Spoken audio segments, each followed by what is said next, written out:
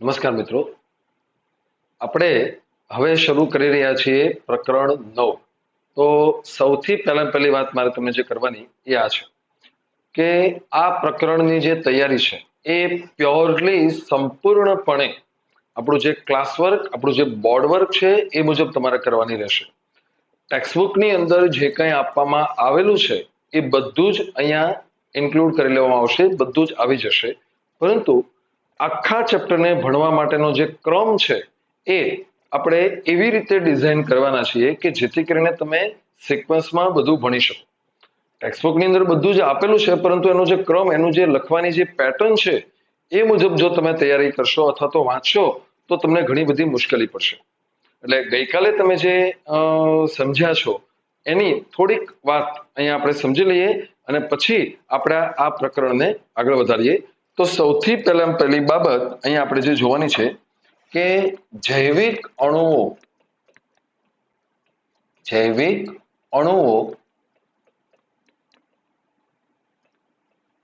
એટલે શું? તો એના માટે આપણે સિમ્પલ લખીએ છીએ કે કોષોમાં સામાન્ય રીતે હાજર એવા રસાયણો. આપણા કોષોની અંદર સામાન્ય રીતે જે પદાર્થો જોવા મળતા હોય છે એવા પદાર્થો એને આપણે જૈવિક અણુઓ તરીકે ઓળખીએ છીએ. તો આવા જે અણુઓ છે, જૈવિક અણુઓ, અહીં આપણે લખીએ જૈવિક અણુઓ, એને સામાન્ય રીતે આપણે બે રીતે સમજતા હોઈએ છીએ. એનો એક જે ઘટક છે એને આપણે નામ આપીએ છીએ અકાર્બનિક અણુઓ, અકાર્બનિક, અને બીજો જે છે એને આપણે કહીએ છીએ કાર્બનિક. તો આ બંનેનો ડિફરન્સ પણ તમને ખ્યાલ હોવો જોઈએ કે કાર્બનિક એટલે એવા પદાર્થો, ખાસ સમજો, કાર્બનિક એટલે એવા પદાર્થો કે જેમાં કાં તો સી અથવા CH બંધ હાજર હોય છે. કાર્બન અથવા તો કાર્બન હાઇડ્રોજનના બંધ જે પદાર્થોમાં હાજર હોય એવા પદાર્થો એને આપણે કાર્બનિક પદાર્થો તરીકે ઓળખીએ છીએ. તો બીજી બાજુ એવા પદાર્થો કે જેની અંદર કાર્બન અથવા કાર્બન હાઇડ્રોજન આવા બંધ ગેરહાજર હોય છે. તો આ બે મેઇન તબક્કાઓ અથવા તો બે મેઇન પ્રકારો એ આપણે આપણા કોષોમાં જે પદાર્થો હાજર હોય છે એના માટે પાડીએ છીએ. તો એની અંદર આપણે આગળ વધીએ તો આપણા કોષોની અંદર જોવા મળતું પાણી, એ ઉપરાંત ખનિજ તત્વો અને જુદા જુદા ખનિજ ક્ષારો. હવે આ બહુ અલગ નથી. ધારો કે સોડિયમ છે તો એ કહેવાય ખનિજ તત્વ, ધારો કે ક્લોરીન છે તો એ કહેવાય ખનિજ તત્વ, પણ જ્યારે NaCl હોય ત્યારે એ કહેવાય છે ખનિજ ક્ષાર. કારણ કે તમને ખ્યાલ હોવો જોઈએ કે ક્ષાર એ એવા પદાર્થો છે કે જે મંદ એસિડ અને મંદ બેઝ બનીને જોડાણથી બનતા હોય છે, ક્ષાર બને અને પછી પાણી છૂટું પડે. તો આવા ઘણા બધા ક્ષારો આપણા કોષોમાં હાજર હોય છે, પણ આ બધા જ એવા પદાર્થો છે કે જેની ગણતરી આપણે અકાર્બનિક પદાર્થો તરીકે કરીએ છીએ. તો બીજી બાજુ આપણા કોષોમાં સામાન્ય રીતે જોવા મળતા જે કાર્બનિક પદાર્થો છે એમાં સૌથી અગત્યના તત્વો તરીકે આપણે લઈએ છીએ કાર્બોદિત પદાર્થો. એમાં આપણને જોવા મળે છે મેદ અથવા જેને આપણે લિપિડ તરીકે ઓળખીએ છીએ. એની સાથે જોવા મળે છે પ્રોટીન કે જેને આપણે સામાન્ય રીતે નત્રલ પદાર્થો તરીકે ઓળખીએ છીએ. અને ન્યુક્લિક એસિડ, યાદ રાખો, ન્યુક્લિક એસિડ. આ ન્યુક્લિક એસિડ કે જેને આપણે DNA અને RNA એવા નામ આપ્યા છે. તમારી જાણ માટે, તમને સમજાય એટલા માટે આ બે મેં લખી દીધા છે. આપણે એના ઉપર વધારે ચર્ચા પછીના આગળના બધા લેક્ચર્સમાં કરીશું. આ ઉપરાંત અહીંયા તમે લખી શકો છો અંતઃસ્ત્રાવો, વિટામિન અથવા તો ઉત્સેચકો, એવા ઘણા બધા છે. તો એનો પણ થોડો અભ્યાસ આપણે અહીંયા કરશું. આપણે આ જે ચાર્ટ બનાવ્યો છે એમાંથી મુખ્યત્વે આ 4 પદાર્થો ઉપર ખૂબ જ ડિટેલમાં ચર્ચા કરવાની થશે. તો શરૂઆત અહીં આપણે કરીએ છીએ કાર્બોદિત પદાર્થોથી. કાર્બોદિત પદાર્થો, કાર્બોદિત પદાર્થો જેને આપણે સામાન્ય રીતે કાર્બોહાઈડ્રેટ્સ એવું નામ આપીએ છીએ. શું નામ આપીએ છીએ? કાર્બોહાઈડ્રેટ્સ. તો આવા જે પદાર્થો હોય છે એની ઉપર ડિસ્કશન આપણે હવે શરૂ કરીએ. વારાફરતી બધી ડિટેલ્સ એની આપણે સમજવાની થશે. તો સૌથી પહેલી વાત એ છે કે આવા પદાર્થોનું જે બંધારણ હોય છે એ બંધારણ મુખ્યત્વે કાર્બન, હાઇડ્રોજન અને ઓક્સિજન આ 3 તત્વો વડે થયેલું છે. કાર્બન, હાઇડ્રોજન અને ઓક્સિજન. તમે જોશો કે આ મોટા ભાગના પદાર્થોમાં આ 3 વસ્તુ મેઇન હોય છે. એના કરતા આગળ જઈએ આપણે તો આ જે બધા પદાર્થો હોય છે એ પદાર્થોની અંદર H/O નું પ્રમાણ હંમેશા 2/1 જોવા મળશે. H/O બરાબર 2/1. આનો અર્થ શું થાય છે? તો કે એનો અર્થ એ થાય છે કે જોજો H2 છે ત્યારે O1 છે. એટલે કે ઓક્સિજન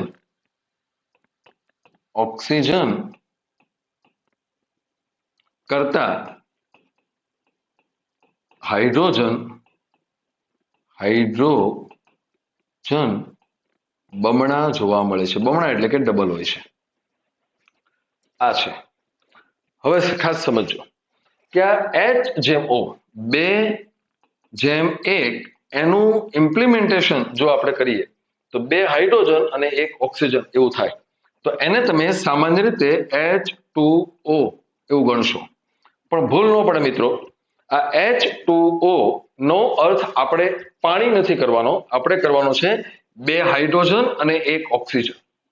એકચ્યુઅલી એ કયા સ્વરૂપે હોય છે?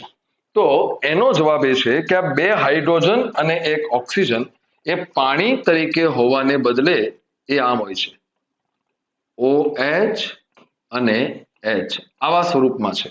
એક હાઇડ્રોક્સિલ સમૂહ છે અને એક હાઇડ્રોજન સમૂહ છે. આ સ્વરૂપે છે. એટલે તમે જુઓ 2 હાઇડ્રોજન અને 1 ઓક્સિજન. આ જે છે એ મેઇન બંધારણ છે. એટલે આપણે જ્યારે એનું સ્ટ્રક્ચર દોરીશું, જ્યારે બનાવશું ત્યારે તમને વધુ ખ્યાલ આવશે. પણ અત્યારે ખાસ સમજો કે 2/1 નો અર્થ આમ થાય H2O, પણ H2O નહીં. એકચ્યુઅલી શું હોય છે, જ્યાં આપણે કાર્બોદિત પદાર્થો વિશે લખતા હોઈએ ત્યાં વચ્ચે H2O આવે ત્યારે તમારે પાણી નથી સમજવાનું. એ શું સમજવાનું છે કે એક જગ્યા અથવા તો એક સમૂહ હાઇડ્રોક્સિલ છે અને બીજો હાઇડ્રોજન છે. હવે આપણે એની બાકીની ડિટેલ્સ ઉપર ચર્ચા કરીએ. તો જે કાર્બોદિત પદાર્થો હોય છે એમનું એક સામાન્ય સૂત્ર જોવા મળે છે. સામાન્ય સૂત્ર છે, અણુસૂત્ર છે, કોમન. લગભગ બધા જ કાર્બોહાઈડ્રેટ્સ એને આ સૂત્ર લાગુ પડશે. અને એ સૂત્ર છે CN into bracket H2O bracket over M. જો અહીંયા H2O ની મેં વાત કરી તમને, તો કાર્બનની સંખ્યા N અને H2O ની સંખ્યા M. પણ આ H2O એટલે M, આ H2O એટલે પાણીની વાત નથી. એ એકચ્યુઅલી આ શું કહેવા માંગે છે, એક OH અને એક H, એની સંખ્યા કેટલી થાય? M થાય. આપણે આ સૂત્રને ધીરે ધીરે ન્યુટ્રલાઇઝ કરશું. અહીંયા આપણે લખવાનું છે કે N અને M ના મૂલ્યો સમાન કે અસમાન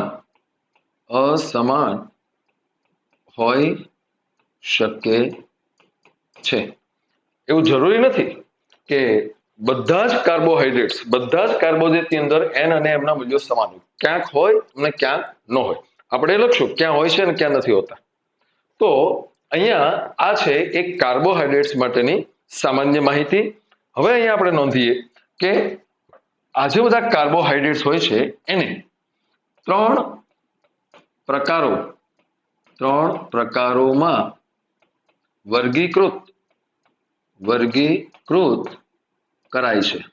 એના મુખ્ય 3 પ્રકારો તારવવામાં આવે છે. કાર્બોહાઈડ્રેટ્સના મુખ્ય કેટલા પ્રકારો છે? 3. એના અલગ અલગ બીજા હોઈ શકે, પણ આપણે એને થોડીક ડિટેલમાં ચર્ચા કરીએ. તો આ જે 3 પ્રકારો છે એને હવે વારાફરતી આપણે સમજીએ. તો એનો પહેલો પ્રકાર એ છે મોનોસેકેરાઇડ્સ. પહેલો પ્રકાર કયો છે? મોનોસેકેરાઇડ્સ. સમજીએ એના વિશે. તો અહીંયા જોવાનું છે આ શબ્દ શું કહેવા માંગે છે. તો શબ્દનો અર્થમાં એ લઈ આપણે મોનો જે શબ્દ છે એ વપરાય છે એક માટે. મોનો એટલે એક, અને સેકેરાઇડ નો અર્થ થાય છે શર્કરા. શર્કરા એટલે કે ગળ્યા પદાર્થો, એટલે કે ખાંડ જેવા પદાર્થો. આપણી ભાષામાં આપણે શર્કરા એટલે ખાંડ લઈએ છીએ, પણ એવું નથી.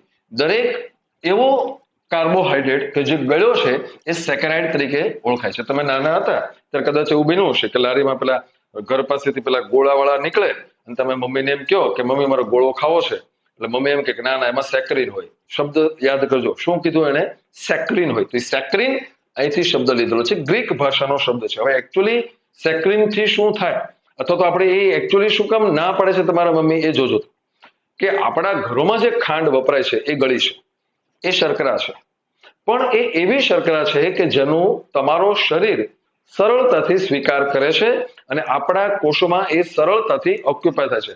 હાનિકારક તો છે જ, પણ છતાં એ આપણે ઉપયોગમાં લઈએ છીએ. ખાંડ જે આપણા ઘરોમાં વાપરીએ છીએ. પણ એ ખાંડ સિવાય બીજા ઘણા બધા એવા પદાર્થો છે કે જે ગળ્યા છે, સેકેરાઇડ પ્રકારના હોવાને કારણે ગળ્યા છે, પરંતુ આપણું શરીર એનો સ્વીકાર કરતું નથી. પરિણામ શું થાય? માર્કેટની અંદર શું હોય તો કે જેની આપણને જરૂર છે ને એના ભાવ વધુ હોય, જે આપણે વાપરતા નથી અથવા તો આપણને જેની જરૂર નથી એના ભાવ નીચા હોય. એટલે એ લોકો શું કરે? ગળ્યું કરવા માટે એવી શર્કરાઓનો ઉપયોગ કરે કે જે એકચ્યુઅલી આપણા શરીર માટે હાનિકારક છે. ગળ્યું થઈ જશે, બાળકોને ભાવે છે, તમે વેન કરો છો, પરંતુ તમારા માતા પિતાને ખબર છે તમારા માટે એ હાનિકારક છે, એટલે તમને ના પાડે છે. તો આ છે બેઝિક. સેકેરિન શબ્દ એ આ સેકેરાઇડ ઉપરથી આવેલો છે. તો યાદ રાખો, ગળ્યા પદાર્થો તરીકે આપણે એને લઈએ છીએ. હવે આપણે જોઈએ આ જે મોનોસેકેરાઇડ છે એના કેટલાક સામાન્ય લક્ષણો. એના સામાન્ય લક્ષણો શું છે એ આપણે સમજીએ. તો મોનોસેકેરાઇડનું સૌથી પહેલું સામાન્ય લક્ષણ કે આ પદાર્થો સ્વાદે ગળ્યા હોય છે. ગળ્યું લાગે છે, આપણને ખાવાની મજા આવે છે, એ ગળ્યા છે. બીજું એનું સામાન્ય લક્ષણ જોઈએ કે એ પાણીમાં દ્રાવ્ય છે. આ બધા જ પદાર્થો એવા છે કે જે પાણીમાં દ્રાવ્ય છે, એટલે જ આપણે એની ચાસણી બનાવી શકીએ છીએ, દ્રાવણ બનાવી શકીએ છીએ. ત્રીજું એનું લક્ષણ છે કે એ કોષ રસ પટલ માંથી પસાર થઈ શકે છે. આપણા કોષોની આજુબાજુમાં જે પટલ આવેલો છે, કોષરસ પટલ, એમાંથી એ પસાર થઈ શકે છે. તો એનું ત્રીજું લક્ષણ છે. અને એનું ચોથું લક્ષણ જે છે એ છે કે એનું જળ વિભાજન શક્ય નથી. હવે આ જે મુદ્દો છે હું તમને અત્યારે નહીં સમજાવું, કારણ કે એ સમજવા માટે પહેલા તમારે જળ વિભાજન સમજવું પડશે. પણ એના લક્ષણો છે, તમે આ ચેપ્ટર અથવા તો આ ટોપિક આખો પૂરો કરશો ને પછી તમને એ મુદ્દો મારે સમજાવવો પણ નહીં પડે, તમે સમજી જશો. પણ અત્યારે આ મુદ્દાનું મેં લખી રાખ્યો છે, એની ઉપર વધારે ડિસ્કશન અત્યારે હું કરતો નથી. તો આ જે છે એ મોનોસેકેરાઇડના કેટલાક સામાન્ય લક્ષણોની ચર્ચા આપણે કરી. હવે એની ઉપર આગળ વધારીએ તો મોનોસેકેરાઇડ જે હોય છે એનું સામાન્ય સૂત્ર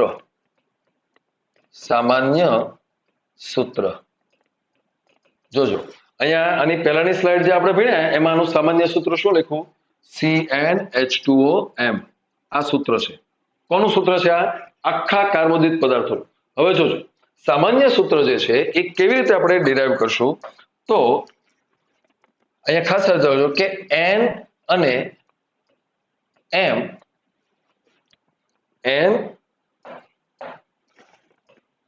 અને M સમાન હોય છે. N અને M કેવા હોય છે?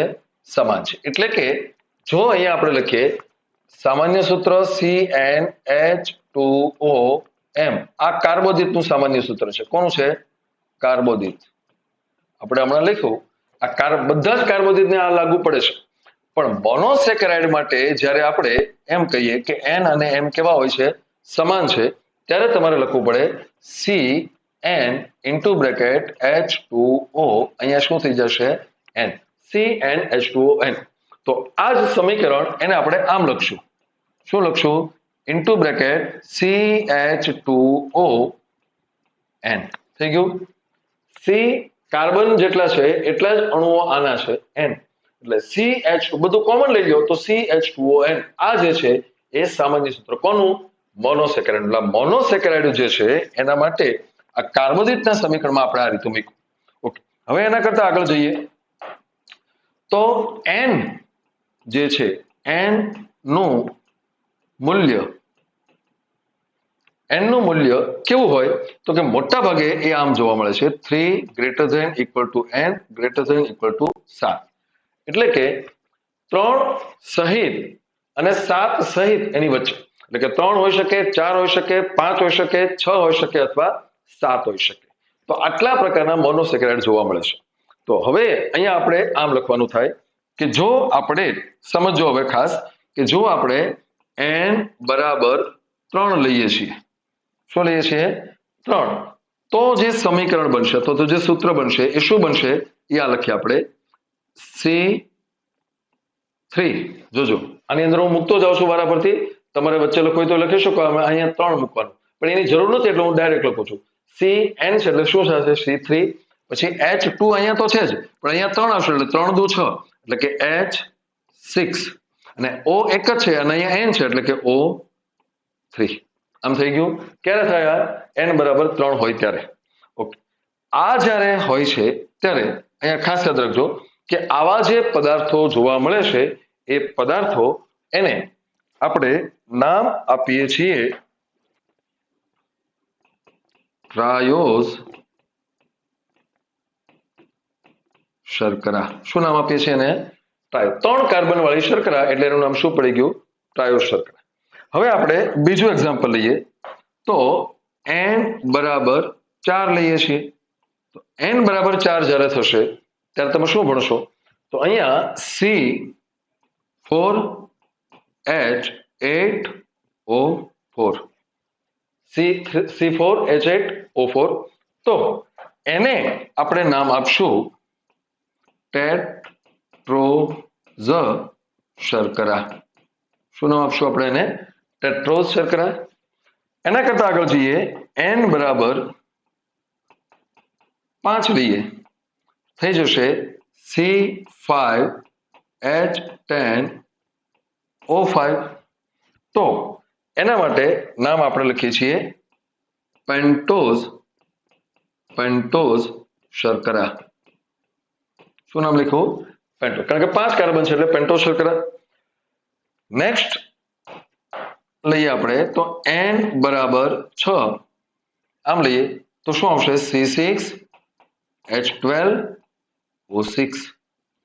આ સાંભળીને તમારા મનમાં કંઈક લાઈટ થઈ જવી જોઈએ. શું લાઈટ થવી જોઈએ? કે સાહેબ આ તો ગ્લુકોઝનું સૂત્ર છે. હા છે, ગ્લુકોઝનું સૂત્ર છે. એટલે અહીંયા આપણે લખશું કે આ જે છે એ છે હેક્સોઝ. જો આ હેક્સોઝ લખું અથવા એને હું આમ લખું હેક્સોઝ, બે સાચું છે. હેક્સોઝ શર્કરા. આપણે કોઈ એક ઉપર જઈએ, હેક્સોઝ શર્કરા. એટલે તમને હવે ખબર પડી જવી જોઈએ કે ગ્લુકોઝ એ એક પ્રકારની હેક્સોઝ શર્કરા છે. ઓકે, નેક્સ્ટ આપણે લઈએ તો N બરાબર 7 શું થશે? તો કે C7H14 અને O7. તો આ જે અણુસૂત્ર આપણને મળ્યું એ છે હેપ્ટોઝ શર્કરા. આમ છે. એટલે મોનોસેકેરાઇડ આ 5 પ્રકારના હોઈ શકે. ટ્રાયોઝ હોઈ શકે, ટેટ્રોઝ હોઈ શકે, પેન્ટોઝ હોઈ શકે અને હેક્ઝોસ અને હેપ્ટોસ. હવે આપણે એ જોશું કે આપણા કોષોમાં જે જોવા મળે એવા પદાર્થો વિશે આપણે ભણવાનું છે. તો એમાંથી આપણે ટ્રાયોઝ ઉપર ચર્ચા કરવાની છે, પેન્ટોઝ ઉપર ચર્ચા કરવાની છે અને હેક્ઝોસ ઉપર ચર્ચા કરવાની છે. ટેટ્રોઝ અને હેપ્ટોઝ એ કોષોમાં સામાન્ય રીતે જોવા મળતા નથી. વનસ્પતિ કોષોમાં જોવા મળે છે. આ પણ જોવા મળે છે, આ પણ જોવા મળે છે. પણ આપણે બેનું કોમન ભણવાનું છે એટલે એ બે ઉપર આપણે બહુ ડિસ્કસ નહીં કરીએ. આપણે આની ઉપર ચર્ચા કરશું. એટલે આપણે 3 વિભાગોમાં ભણશું: ટ્રાયોઝ શર્કરાઓ, પેન્ટોઝ શર્કરાઓ અને હેક્ઝોસ શર્કરાઓ. તો અહીંયા આ જે પ્રકારો છે એ કાર્બનની સંખ્યાને આધારે આ પ્રકારો આપણે જોઈએ. કોના આધારે? કાર્બનની સંખ્યા કેટલી હોય? 3 હોય, 4 હોય, 5 હોય, 6 હોય અથવા 7 હોય. હવે આપણે આગળ વધીએ તો અહીંયા આપણે ભણવાનું છે કે ક્રિયાશીલ સમૂહના આધારે મોનોસેકેરાઇડ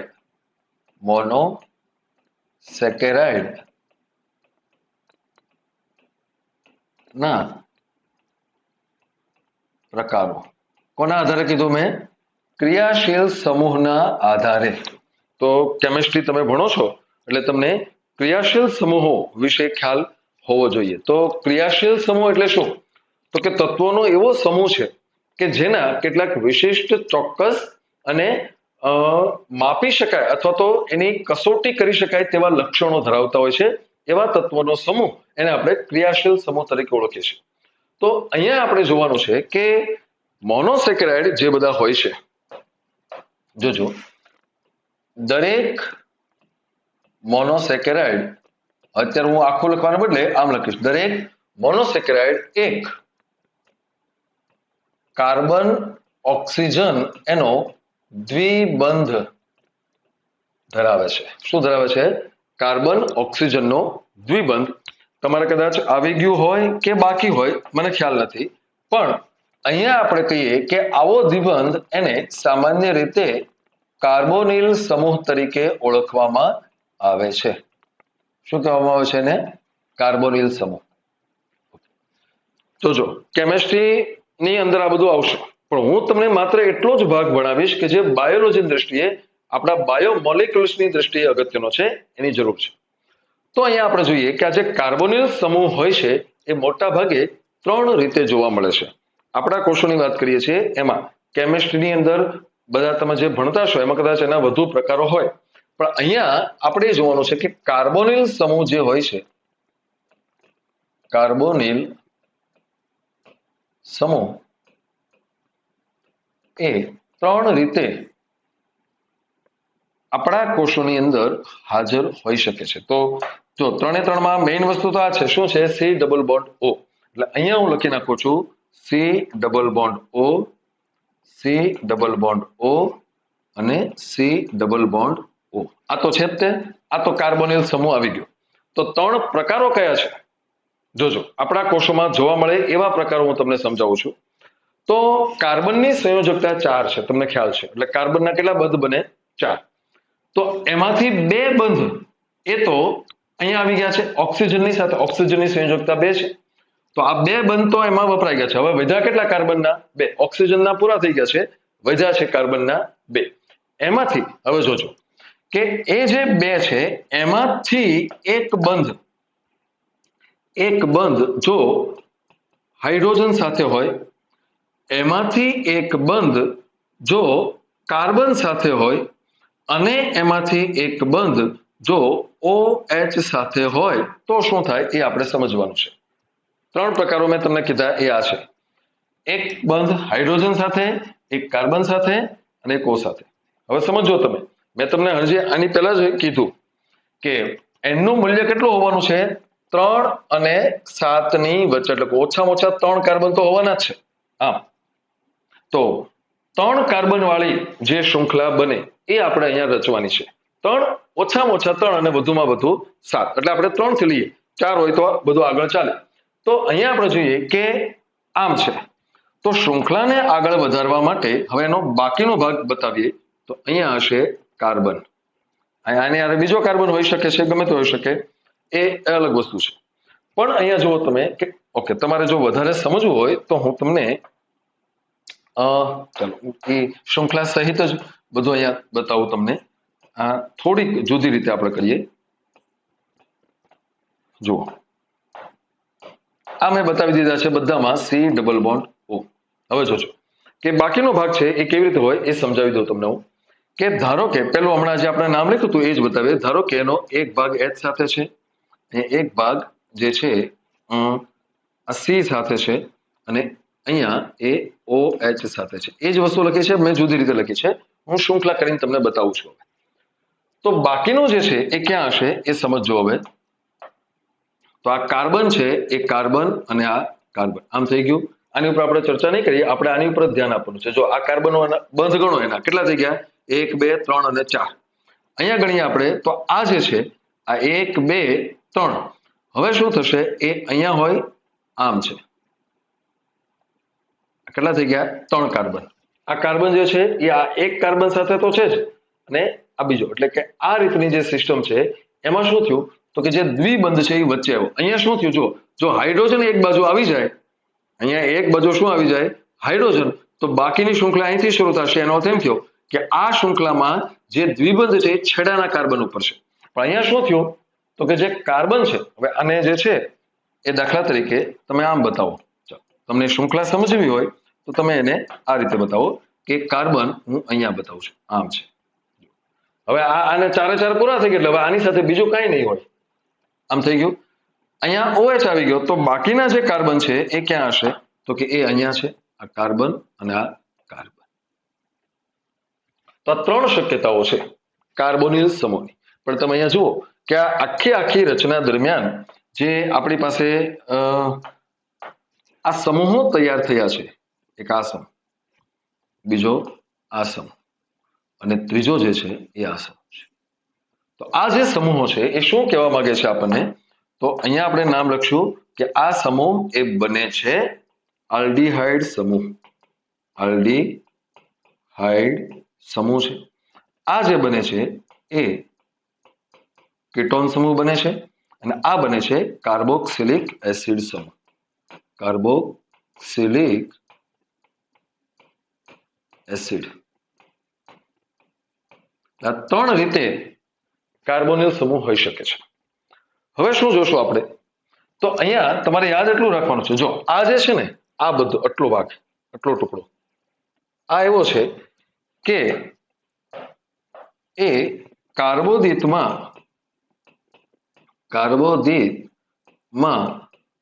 ન હોય. આ ભાગ આટલું, આ કારણ કે એસિડ બની જાય છે. OH કરતા એસિડ વધુ ક્રિયાશીલ છે આ આલ્ડીહાઇડ અને કીટોન કરતા, એટલે આ એસિડ આ શર્કરા તરીકે ન હોય. તો અહીંયા આપણે જોઈએ કે આ 2 વસ્તુ શક્ય છે. ક્યારે હોય તો કે જે સી ડબલ બોન્ડ O બંધ ક્યાં હોય છે? છેડા પર હોય. છેડા પર હોય. અને આ શું છે તો કે સી ડબલ બોન્ડ O બંધ વચ્ચે હોય. ક્યાં હોય? વચ્ચે હોય. કોમાં? તો કે આપણે શૃંખલાની વાત કરી છે, જે 3 કાર્બન વાળી, 4 કાર્બન વાળી, 5 6 કે 7 ગમે એવડી શૃંખલા હોય. જો એમાં ડબલ બોન્ડ છેડાના કાર્બન ઉપર હોય તો એ આલ્ડીહાઇડ સમૂહ બને. અને અહીંયા આપણે એના માટે નામ લખીએ છીએ કે એને કહેવામાં આવશે આલ્ડોઝ શર્કરા. શું કહેવામાં આવશે એને? આલ્ડોઝ શર્કરા. કોને કહેવાશે? હવે સમજાવવાનું તમને કે 3 કાર્બન છે. જોજો અહીંયા આપણે લખ્યું છે મિનિમમ કેટલા કાર્બન હશે? 3 હોય, 4 હોય, 5 હોય, 6 હોય અથવા 7 હોય. બીજો લક્ષણ એનું શું લખ્યું કે દરેક મોનોસેકેરાઇડમાં શું હોય છે? કાર્બન ઓક્સિજનનો દ્વિબંધ. તો એ ક્યાં છે? કાર્બન ઓક્સિજનનો દ્વિબંધ ક્યાં છે? તો કે શૃંખલામાં એ 3 વાળી હોય, 4 વાળી હોય, 5 વાળી હોય કે 6 વાળી હોય. જો એ છેડા ઉપર હોય દ્વિબંધ તો એ બની જશે શું? આલ્ડીહાઇડ સમૂહ. અહીંયા હું તમને એ લખી દઉં, તમે ભૂલ ન પડે એટલે જોજો. આલ્ડીહાઇડ સમૂહ કહેવામાં આવે છે. આ શું બન્યો છે? કીટોન સમૂહ. આ શું હતું? કાર્બોક્સિલિક એસિડ સમૂહ છે. તો અહીંયા આપણે સમજીએ છીએ કે જો આલ્ડીહાઇડ સમૂહ બને છે તો એવી શર્કરા એને શું કહેવાશે? આલ્ડોઝ શર્કરા. આ શર્કરાનું નામ થયું, શર્કરાનું નામ આ છે આલ્ડોઝ શર્કરા. પણ આલ્ડોઝ શર્કરા એટલે કેવી શર્કરા? તો કે જેની અંદર જે ક્રિયાશીલ સમૂહ છે દ્વિબંધનો એ આલ્ડીહાઇડ સમૂહ છે. કીટોઝ શર્કરા એ અહીંયા લખીએ છીએ આપણે, આ શર્કરાનું નામ છે કીટોઝ શર્કરા.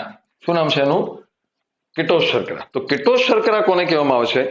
તો કે જ્યારે દ્વિબંધ શૃંખલામાં વચ્ચેના કાર્બન ઉપર હોય, પહેલા અને છેલ્લાને બાદ કરતા. જો પહેલા અથવા છેલ્લા કાર્બન ઉપર હોય તો એ છેડો કહેવાય, પણ એને બાદ કરતા ગમે ત્યાં હોય તો એની સાથે બીજો કોઈ સમૂહ ન જોડાય, એ કીટોન સમૂહ બની જાય, અને આવી શર્કરા એને આપણે શું નામ આપીએ છીએ? કીટોઝ શર્કરા. એટલું ક્લિયર થાય છે? હવે નેક્સ્ટ જઈએ આપણે. તો જોજો હવે, મોનોસેકેરાઇડ ના સામાન્ય પ્રકારો. સામાન્ય પ્રકારો એટલે શું? તો કે હવે અહીંયા આપણે જોજો, અહીંયા આપણે કાર્બનની સંખ્યા ધ્યાનમાં લેશું અને ક્રિયાશીલ સમૂહને ધ્યાનમાં લેશું. કેવી રીતે એ હવે સમજીએ. તો જોજો, અહીંયા મેં તમને આટલું લખી દીધું. આ ટ્રાયો શર્કરા છે, ટેટ્રો છે, પેન્ટો છે, હેક્ઝોસ છે અને હેપ્ટોસ છે. પણ હવે જોજો કે ધારો કે કોઈ એક શર્કરા એવી છે કે જેમાં 3 કાર્બન છે. કેટલા કાર્બન છે? 3. એટલે એ તો નક્કી થઈ ગયું કે ટ્રાયોસ છે. પણ એ 3 કાર્બનમાં દ્વિબંધ છેડા ઉપર હોઈ શકે અથવા વચ્ચે પણ હોઈ શકે. તો એના પ્રકારો કેવા બને એ જોજો કે 2 પ્રકારો બને. ટ્રાયોસ તો છે જ, પણ આરો એક કાં શું હશે? આલ્ડોઝ હશે, અને કાં તો શું હશે? એ કીટોઝ હશે. તો એને આપણે અહીંયા સમજીએ તો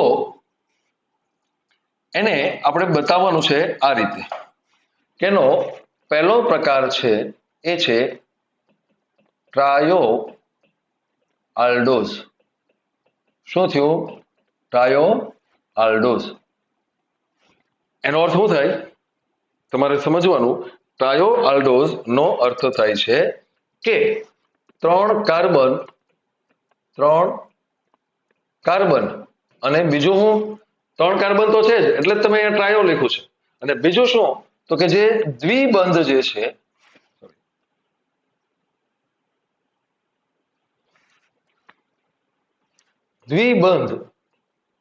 દ્વિબંધ ક્યાં આવેલો હશે? છેડા પર. છેડા પર આવેલો છે. ટ્રાયો આલ્ડોઝ 3 કાર્બન અને દ્વિબંધ ક્યાં હોય છે? છેડા ઉપર. તો હવે સમજીએ કે આ ટ્રાયો આલ્ડોઝ છે. ઓકે, એક મિનિટ. આને જે છે ને આપણે કમ્પેરિઝન કરવાની છે, એટલે આ જે લખાણ લખ્યું છે આપણે અહીંયા લખીએ. 3 કાર્બન છે અને બીજું શું છે? તો કે દ્વિબંધ ક્યાં આવેલો છે? છેડા ઉપર. હવે જોજો, અહીંયા હું બીજું લખું છું, એ છે અહીંયા ટ્રાયો લખું એ જ લખું છું ટ્રાયો, પણ અહીંયા હું લખું છું કીટોઝ. ટ્રાયો છે પણ એ શું છે? કીટોઝ છે. ટ્રાયો કીટોઝ. ઓકે, ટ્રાયો નો અર્થ શું થશે? 3 કાર્બન. એટલે સેમ અહીંયા જે લખ્યું છે એ જ આપણે લખવું પડશે કે એમાં 3 કાર્બન છે, પણ જે દ્વિબંધ છે, દ્વિબંધ એ ક્યાં આવેલો હશે? વચ્ચે. હવે એક વાત બીજી તમને કહી દઉં કે આ જે શર્કરા છે ને એના નામમાં ફરી વખત એક વાત યાદ રાખજો, આને ટ્રાયો આલ્ડોઝ કહેવાય. એનું બીજું નામ છે આલ્ડો ટ્રાયોઝ. શું લખ્યું મેં? આલ્ડો ટ્રાયોઝ. પછી હું તમને એ સમજાવું. આનું નામ છે કીટો ટ્રાયોઝ. શું થયું? જો બધા નામમાં પાછળ ઝ આવે છે, એટલે તમે જ્યારે 2 નામને ભેગા કરો, ટ્રાયોઝ અને આલ્ડોઝ, કીટોઝ અને આલ્ડોઝ, ત્યારે શું કરવાનું કે પહેલું નામ જેનું લખો ને એમાંથી જ કાઢી નાખવાનું. અહીંયા હું લખવાનું હોય એકચ્યુઅલી ટ્રાયોઝ આલ્ડોઝ નથી લખવાનું. શું લખવાનું છે? ટ્રાયો આલ્ડોઝ. જેમ અહીંયા લખ્યું ટ્રાયો કીટોઝ. જો તમે આલ્ડોઝ પહેલા લખો તો એમાંથી જ કાઢી નાખો. શું લખ્યું? આલ્ડો ટ્રાયોઝ. અહીંયા તમે કીટોઝ પહેલા લખો તો એમાંથી જ કાઢી નાખો, કીટો ટ્રાયોઝ. તો આ 2 એના નામ છે. હવે તમને નામ યાદ રહેશે તો તમે નેક્સ્ટમાં પણ બધે લખી શકશો. તો આ જે છે આખી ઘટના, એને કેમ દર્શાવવી એ હવે આપણે સમજવાનું છે. જોજો, હવે પહેલા હું 3 કાર્બન છે એટલે અહીંયા શૃંખલા બતાવું. 1, 2 અને 3. અહીંયા હું બતાવું છું 1, 2 અને આ 3.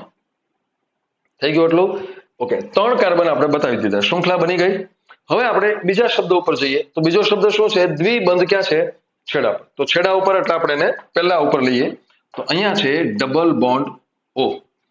અહીંયા જોઈએ આપણે તો દ્વિબંધ ક્યાં છે? વચ્ચે. અહીંયા વચ્ચેનો એક જ છે ડબલ બોન્ડ O. એટલું થઈ ગયું. એટલે અહીંયા છે આ છેડા ઉપર અને અહીંયા છે આ વચ્ચે. તો હવે બાકીનું જે કંઈ વધે છે એ શું છે? તો જોજો કે જમણી બાજુ તમારી સામે હોય, તમે લખો છો ત્યારે તમારા જમણા હાથ બાજુ OH આવશે અને ડાબા હાથ બાજુ H આવશે. મેં તમને આની 2 સ્લાઇડ પહેલા કીધું કે H2O નો અર્થ થાય છે OH અને H. તો બાકીનો જે ભાગ છે એ અહીંયા બતાવીએ આપણે. તો જમણી બાજુ અહીંયા આવશે OH, અહીંયા આવશે OH, ડાબી બાજુ આવશે H, અહીંયા આવશે H. એટલું પૂરું થઈ ગયું. અહીંયા પણ સેમ લખીએ. અહીંયા OH, જો જે કાર્બન ખાલી છે ત્યાં હોય, જ્યાં ડબલ બોન્ડ મૂક્યો છે ત્યાં કઈ નથી કરવાનું, અને અહીંયા આવશે OH. એટલું પૂરું થઈ ગયું. પછીના સ્ટેપ ઉપર સમીકરણો કેમ બનાવવા એ હું અત્યારે તમને સમજાવું છું. હવે શું કરવાનું? તો કે બધાની સંયોજકતા ગણવાની. જ્યાં ઘટે છે ત્યાં હાઇડ્રોજન મૂકવાનું છે. તો આમાં તમે જુઓ, પહેલો કાર્બન, કાર્બનના કેટલા હોય? 4. તો અહીંયા 2 ઓક્સિજન સાથે છે, એક એની પછીના કાર્બન સાથે. કેટલા ઘટે છે? તો કે 1. તો ત્યાં આપણે મૂકવાનો છે એક હાઇડ્રોજન. અહીંયા શું આવી ગયો? એક હાઇડ્રોજન. પૂરું થઈ ગયું. હવે આ કાર્બન, જો એના 4 પૂરા છે, કાંઈ કરવાનું નથી. પછી નીચેનો કાર્બન, તો એમાં તમે જુઓ 1, 1 અને 1, 3 છે, એક ઘટે છે, એટલે અહીંયા આપણે લખવો પડે એક હાઇડ્રોજન. આ એનું સૂત્ર પૂરું થઈ ગયું. હવે અહીંયા જોઈએ આપણે તો આ પહેલો કાર્બન, એક અહીંયા છે, એક અહીંયા છે. કેમિસ્ટ્રી તમે જાણતા હો છો એટલે હું બહુ ડીપમાં ન ગયો, પણ અહીંયા આ OH છે ને એ એકચ્યુઅલી કેમ હોય છે એ તમને યાદ હોવું જોઈએ કે આ OH એ એકચ્યુઅલી આમ હોય છે. જોજો, OH એ ખરેખર આમ હોય છે. આ O અને એની સાથે H આમ. દરેક વખતે નહીં લખું OH એટલે આમ છે. એટલે આ ઓક્સિજન એક કોની હારે જોડાયેલો છે? કાર્બન સાથે. એ જ ઓક્સિજન બીજો કોની હારે છે? હાઇડ્રોજન. એટલે અહીંયા શું છે? ઓક્સિજનના 2 ભાગ, 2 બંધ બની ગયા છે. હાઇડ્રોજનનો તો એક જ હોય. પણ કાર્બન ઉપર ધ્યાન આપો તો અહીંયા આમ છે, આ રીતે એક O આ ડેશ અને એક અહીંયા છે. તો હવે 2 જગ્યા ખાલી પડી એટલે 2 જગ્યાઓ હાઇડ્રોજન ધરાવે છે. શું ધરાવે છે? હાઇડ્રોજન. આમથી અહીંયા ડબલ બોન્ડ O નહીં મૂકવાનો, કારણ કે એક વખત આવી ગયો છે, એક જ હોય છે ઓક્સિજન ડબલ બોન્ડમાં. એટલે અહીંયા H અને H. તો હવે આ કાર્બન, તો કે એના 1, 2, 3 અને 4 બધું પૂરું થઈ ગયું છે, ત્યાં કાંઈ ન આવે. આ જુઓ તમે, તો આના 1 અને 2 છે, હજી એના 2 ઘટે એટલે અહીંયા હાઇડ્રોજન આવશે, અહીંયા પણ શું આવશે? હાઇડ્રોજન. બસ આ એનું બંધારણીય સૂત્ર બની ગયું. હવે તમે જુઓ કે આ 3 આ બંનેની અંદર કેટલા કાર્બન, કેટલા હાઇડ્રોજન અને કેટલા ઓક્સિજન આવ્યા એ આપણે હવે ચેક કરવું છે, માપવું છે કે આપણે જે સૂત્ર બનાવ્યું છે એ એક્ઝેક્ટલી બરાબર છે કે નહીં. તો અહીંયા એને સમજવા માટે આનું સૂત્ર હું અહીંયા લખું છું CHO. અહીંયા હું લખું છું CHO. જોજો કેવી રીતે ગણશું આપણે. અહીંયા ગણીએ. કાર્બન તો આપણે 3 પહેલેથી લખ્યા છે, એટલે એ ગણ્યા. ધારો કે અહીંયા લખીએ આપણે 3. હવે હાઇડ્રોજન ગણો તમે. જોજો અહીંથી હું શરૂ કરું છું. જોજો આ 1, 2, 3, 4, 5 અને 6. હાઇડ્રોજન કેટલા છે? 6. અહીંયા ગણો. આ 1, 2 અને 3 ઓક્સિજન. આ 3 ઓક્સિજન છે, O3. શું થયું? C3H6O3. તો અહીંયા આપણે ગણીએ 3 કાર્બન તો પહેલા આપણે લખી જ રાખ્યા છે, 3 છે. હાઇડ્રોજન ગણો. 1, 2, 3, 4, 5, 6. હાઇડ્રોજન કેટલા છે? 6. O 3 ઓક્સિજન છે, 3 છે. C3H6O3. અહીંયા શું આવ્યું? C3H6O3. સમજાય છે? બંનેનું અણુસૂત્ર કેવું આવ્યું? સમાન જ આવે ને. કારણ તો કે અહીંયા 2 સ્લાઇડ પહેલા તમે અહીંયા લખ્યું છે, જો N બરાબર 3 કાર્બન હોય તો શું હોય? C3H6O3, C3H6O3. પણ બેમાં ફરક છે. શું ફરક છે? તો કે આ જે છે એમાં દ્વિબંધ અહીંયા છે, આમાં દ્વિબંધ અહીંયા છે. તો હવે જોજો, હજી એક વખત કહું છું તમને કે આ અણુસૂત્ર અને આ અણુસૂત્ર ભલે સમાન છે, પણ બે પદાર્થો સમાન નથી, કારણ કે એનું બંધારણ જુદું છે. તો અહીંયા આપણે નામ લખીએ કે આ જે પદાર્થ છે, આ એ પદાર્થ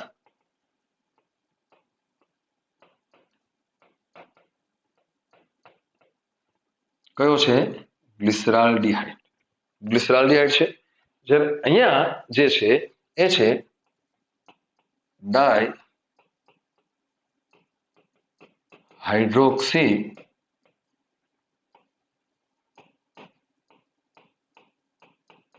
એસિટોન, આનું નામ છે. આ પદાર્થ કયો છે? Dry hydroxy acetone. અને આ જે પદાર્થ છે એ છે ગ્લિસરાલ્ડિહાઇડ. એટલે હવે મારે તમને જે સમજાવવાનું છે ને એ આ છે કે ઉપર જે નામ લખ્યા છે, અહીંયા લખ્યું ને આપણે ટ્રાયો આલ્ડોઝ અને ટ્રાયોકીટોઝ, આ બંને જે નામ છે એ કોમન નામ છે. કોમન નામ એટલે શું? સામાન્ય નામ. અને આ જે છે એ વિશિષ્ટ નામ છે. ઇંગ્લિશ જો તમે જાણતા હો તો આને કહેવાય છે કોમન નેમ્સ અને આને કહેવાય છે પ્રોપર નેમ. દાખલા તરીકે એમ કહું કે મારી પાસે ચોકલેટ છે, ઓકે, તો સામાન્ય નામ છે, આવું નામ છે. ચોકલેટ ગમે એ હોઈ શકે છે. પણ જો હું એમ કહું કે મારી પાસે ડેરી મિલ્ક છે તો એ આવું નામ લીધું કહેવાય કે ડેરી મિલ્ક. ખબર છે કે ડેરી મિલ્ક એટલે આ. તો અહીંયા શું છે કે ડેરી મિલ્ક એકચ્યુઅલી છે શું? તો કે એક ચોકલેટ છે. પણ દરેક ચોકલેટ ડેરી મિલ્ક હોય એવું જરૂરી નથી. દરેક ડેરી મિલ્ક એ ચોકલેટ છે એવું અહીંયા છે. ગ્લિસરાલ્ડિહાઇડ જે હોય છે એ શું હોય છે? ટ્રાયોઆલ્ડોઝ. શું હોય છે? ટ્રાયોઆલ્ડોઝ. એટલે બધા જ ગ્લિસરાલ્ડિહાઇડ ટ્રાયોઆલ્ડોઝ છે. પણ એનો અર્થ એવો નથી કે બધા ટ્રાયોઆલ્ડોઝ ગ્લિસરાલ્ડિહાઇડ છે. જો આવી રીતે ગોઠવણી હોય તો એ ગ્લિસરાલ્ડિહાઇડ છે. જો આમાં કંઈક ચેન્જ હોય તો એ ગ્લિસરાલ્ડિહાઇડ નથી. જેમ કે આ જો છે તો આ તે 3 કાર્બન 6 હાઇડ્રોજન અને 3 ઓક્સિજન, 3 કાર્બન 6 હાઇડ્રોજન અને 3 ઓક્સિજન, પણ આ ગ્લિસરાલ્ડિહાઇડ નથી. કારણ તો કે અહીંયા દ્વિબંધ અહીંયા છે, અહીંયા છે. આનું શું થયું તો કે આ જે છે એ ધારો કે પર્ક છે, તો દરેક પર્ક ચોકલેટ છે પણ દરેક ચોકલેટ પર્ક નથી. એમાં છે કે દરેક ડાયહાઇડ્રોક્સી એસિટોન એ શું છે? ટ્રાયોકીટોઝ. પણ દરેક ટ્રાયોકીટોઝ એ આ નથી. ટ્રાયોકીટોઝ ક્યારે હોય? ડાયહાઇડ્રોક્સી એસિટોન ક્યારે હોય? જો ગોઠવણી આવી હોય તો અહીંયા આ વસ્તુ મળે છે. હવે આપણે સમજવાનો છે એક ખાસ શબ્દ, એ છે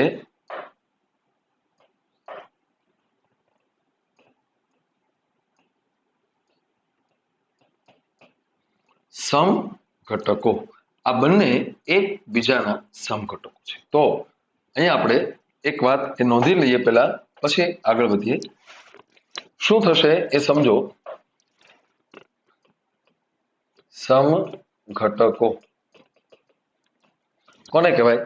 તો કે જે બે રાસાયણિક પદાર્થો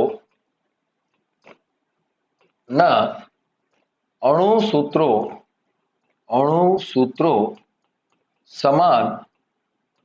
સમાન હોય પરંતુ બંધારણીય સૂત્રો અલગ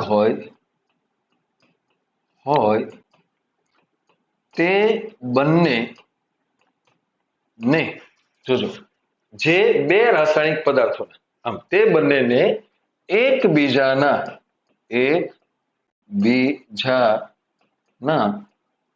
સમઘટકો કહે. એકબીજાના શું કહે છે? સમઘટક. જેમ કે અહીં આપણે હમણાં જે લખ્યું છે ગ્લિસરાલ્ડિહાઇડ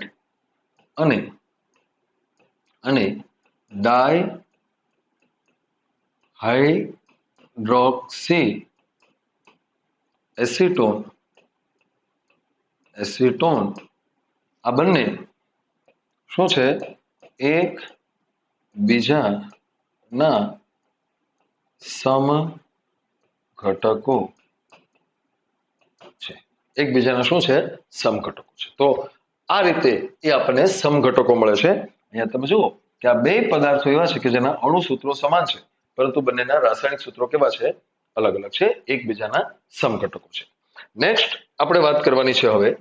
તો આપણે જેમ અહીંયા લખ્યું, જો આ શું લખ્યું? ટ્રાયોઆલ્ડોઝ અને આ ટ્રાયોકીટોઝ. તો એની જેમ જ હવે આપણે નેક્સ્ટ શર્કરા ઉપર જઈએ. તો એ શર્કરાની વાત કરીએ આપણે. અહીંયા આપણે વાત કરવાની છે પેન્ટો આલ્ડોઝ પેન્ટો આલ્ડોઝ અને અહીંયા આપણે વાત કરવાની છે પેન્ટો કીટોઝ. ઓકે, હવે તમારે શું કરવાનું છે એ જોજો. આમાં બે વસ્તુ તમારે જાતે કરવાની છે. આનું બીજું નામ તમારે જાતે લખવાનું છે. શું લખશો? આલ્ડો પેન્ટોઝ. આનું બીજું નામ તમે શું લખશો? કીટો પેન્ટોઝ. બીજું તમારે જાતે શું લખવાનું છે? ઓલામાં આપણે જે લખ્યું હતું ને, પેન્ટો એટલે શું? 5 કાર્બન લખ્યું હતું ને હમણાં. અને એવી જ રીતે આલ્ડોઝ એટલે શું? દ્વિબંધ છેડા પર. અહીંયા શું લખશો તમે? 5 કાર્બન અને દ્વિબંધ વચ્ચે. એવું તમારે જાતે ટ્રાયોસ પ્રમાણે લખવાનું છે. હું તમને અહીંયા એ સમીકરણ કેવી રીતે હોય એ સમજાવું. તો 5 કાર્બન છે એટલે અહીં લખીએ 1, 2, 3, 4 અને 5. તો અહીંયા પણ હું દોરીશ 1, 2, 3, 4 અને 5. આ 5 કાર્બનની શૃંખલા દોરી નાખી. ઓકે, એટલે પહેલું કામ પૂરું થયું. 5 કાર્બન. હવે આપણે જોઈએ પેન્ટો આલ્ડોઝ છે એટલે દ્વિબંધ ક્યાં આવશે? છેડા ઉપર. અહીંયા ક્યાં આવશે દ્વિબંધ? વચ્ચે. ઓકે, હવે અહીંયા તમે જોજો, ઓલામાં તો 3 હતા એટલે કે નક્કી જ હતું કે બીજો જ કાર્બન હોય, પણ અહીંયા 5 છે. તો બધે હોઈ શકે, પણ આપણા કોષોમાં જે પેન્ટોઝ શર્કરાઓ જોવા મળે છે એમાં દ્વિબંધ બીજા કાર્બન ઉપર જ હોય છે. ક્યાં હોય છે? બીજા. એટલે આપણે બીજા કાર્બન ઉપર જ બતાવશું. ઓકે, હવે બાકીનું બતાવીએ આપણે. તો તમને ખ્યાલ છે કે આ બાજુનો જે ભાગ હશે ત્યાં બધે OH, આ બાજુનો ભાગ છે ત્યાં બધે H. તો બાકીના જે કાર્બન છે અહીંયા આવશે OH, અહીંયા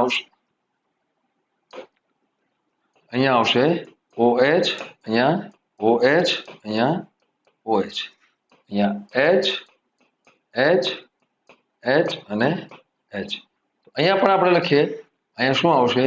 OH, અહીંયા OH, અહીંયા OH, અહીંયા પણ OH, H, H, H અને H. આમ થઈ ગયું. તો હવે શું થશે? જોજો, અહીંયા આપણે જેમ કરતા હતા ને, ફરી વખત જોજો કે આ જે છે, આ આખો જે હતો એ OH વાળો જે સમૂહ હતો એ બધા આપણે અહીંયા લખ્યા છે. તો બાકીના જે બધા ભાગ છે એને આ જ રીતે આપણે બેલેન્સ કરવાના છે. તો કેવી રીતે બેલેન્સ થશે એ જોજો તમે, કે અહીંયા બધે આ બાજુ OH, આ બાજુ H, આ બાજુ OH, આ બાજુ H લખી નાખ્યા. હવે આપણે જ્યાં ઘટે છે ત્યાં ઉમેરવાનું છે. તો જે ઉમેરવાનું છે શું છે? તો કે કાર્બન એના 2 ને 1 3 આવી ગયા, એટલે હવે અહીંયા શું આવશે? H. ઓકે, બાકીના બધાનું કમ્પ્લીટ છે. તમારે ચેક કરવું હોય તો કરજો. હું એમનું લખી નાખું છું. અહીંયા H. આ બાજુ તમે જો તો આના 3 છે, એટલે હવે અહીંયા એક જ ઘટે છે H. આમ થઈ ગયું. છેલ્લે એક અહીંયા ઘટે છે H. બાકીના બધાની બધી સંયોજકતા પૂરી છે.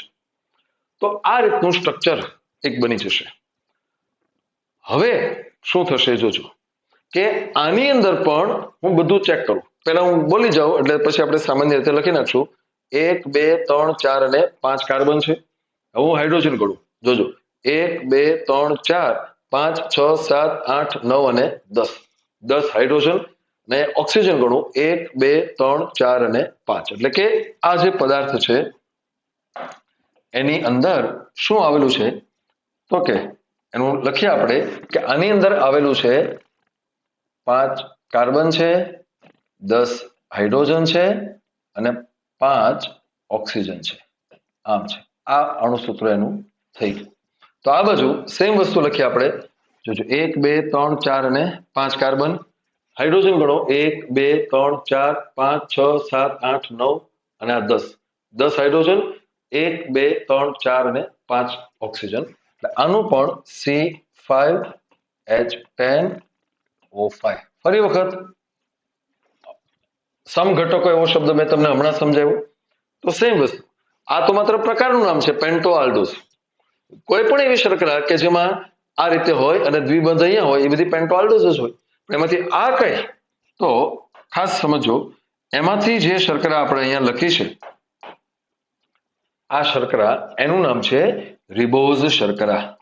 શું નામ છે એનું? રિબોઝ. આ રિબોઝ છે. તો આ બાજુ આનું જે નામ છે એ છે રિબ્યુલોઝ. એટલે હવે સમજાણું તમને કે દરેક રિબ્યુલોઝ એ શું છે? પેન્ટોકીટોઝ. પણ બધી પેન્ટોકીટોઝ રિબ્યુલોઝ નથી. જો આ રીતે હોય તો જ એ રિબ્યુલોઝ છે. એ જ રીતે અહીંયા કે દરેક રિબોઝ એ શું છે? પેન્ટો આલ્ડોઝ, પણ બધી પેન્ટો આલ્ડોઝ રિબોઝ નથી. તો આ બંને એકબીજાના શું છે? સમઘટક. હવે અહીંયા એક વાત મારે તમને સમજાવવાની બીજી, કે આ જે સૂત્ર છે એમાં થોડાક ફેરફારો થાય, થોડા, તો એક નવી શર્કરા બની જાય છે કે જે આપણી અંદર હાજર હોય છે. તો એને સમજાવવા માટે જોજો તમે હવે કે આ આખું જે સૂત્ર છે એને કોપી કરીને હું અહીંયા બીજી વખત લખું છું. આ આખું સૂત્ર છે, પણ ફરક શું છે? તો કે આ જે બીજો કાર્બન છે, આ પહેલો કાર્બન, બીજો, ત્રીજો, જો અત્યારે આ બે સેમ જ છે, પણ જે બીજો કાર્બન છે એની ઉપર આ OH હોવાને બદલે ત્યાં હાજર હોય છે માત્ર અને માત્ર H. OH નથી, ત્યાં શું છે? સીધો H છે. તો એનો અર્થ એમ થયો કે આ શર્કરાની અંદર આના કરતા એક હાઇડ્રોજન, એક ઓક્સિજન ઓછો છે. એટલે આનું સૂત્ર શું થાય? તો કે C5H10O4. આનું સૂત્ર આ થશે. હવે આગળ જઈએ આપણે. આનું નામ શું આપ્યું આપણે? તો જોજો, ઓરિજિનલ પદાર્થ કયો હતો? તો કે રિબોઝ. એમાંથી ઓક્સિજન નીકળી ગયું છે. તો આનું નામ આપણે, હું સમજાવું તમને એનું નામ. આનું નામ છે ડીઓક્સી રિબોઝ. શું નામ છે એનું? Deoxy ribose. જુઓ તમે કે ડી એટલે દૂર થવું. ડી એટલે શું થાય? દૂર થવું. શું દૂર થાય છે? ઓક્સિજન. ઓક્સિજન શેમાંથી દૂર થયો? તો કે હતું શું? તો કે રિબોઝ. રિબોઝમાંથી ઓક્સિજન દૂર થાય તો જે બને એ ડીઓક્સી રિબોઝ. આ બે શર્કરાઓ એટલા માટે મેં તમને સમજાવી છે કારણ કે જોજો કે આ શર્કરા એવી છે કે જે RNA માં આવેલી છે. શેમાં આવેલી છે? અને આ એવી શર્કરા છે કે જે DNA માં આવેલી છે. આ બંનેમાં બહુ જોવા મળે છે, એટલા માટે આપણે બે વિશે સમજવું પડે. તો આ છે RNA માં અને આશયમાં છે DNA. આ એક અલગ છે. હવે જોજો તમે કે આનું અણુસૂત્ર આ છે C5H10O4. એટલે જ્યારે તમે સમઘટકોની વાત કરશો ત્યારે તમારે એમ કહેવું પડશે કે આ રિબોઝ અને રિબ્યુલોઝ એકબીજાના સમઘટક છે. કોણ? રિબોઝ અને રિબ્યુલોઝ એકબીજાના સમઘટક છે. લખી દઈએ આપણે, રિબોઝ અને રિબ્યુલોઝ આ બંને એકબીજાના સમઘટકો છે. આ બંને એકબીજાના શું છે? સમઘટકો. પણ ડીઓક્સીરિબોઝ આ બે માંથી કોઈનો સમઘટક નથી, કારણ એનું અણુસૂત્ર એ આ બંને કરતા જુદું છે. તો આ પ્રકારની જે આખી સિસ્ટમ છે એ આપણને આ પેન્ટો આલ્ડોઝ અને પેન્ટો કીટોઝમાં જોવા મળે છે. સમજો ફરી વખત, આ રિબ્યુલોઝ છે, આ રિબોઝ છે, આ જે છે એ કયા પ્રકારની શર્કરા છે? તો કે પેન્ટો કીટોઝ. અને આ છે કયા પ્રકારની શર્કરા છે? તો કે પેન્ટો આલ્ડોઝ. તો આ રીતે એ આપણને 5 કાર્બન વાળી શર્કરાઓ જોવા મળે છે. નેક્સ્ટ લેક્ચરની અંદર આપણે આ મોનોસેકેરાઇડની બાકીની જે શર્કરાઓ છે એના વિશે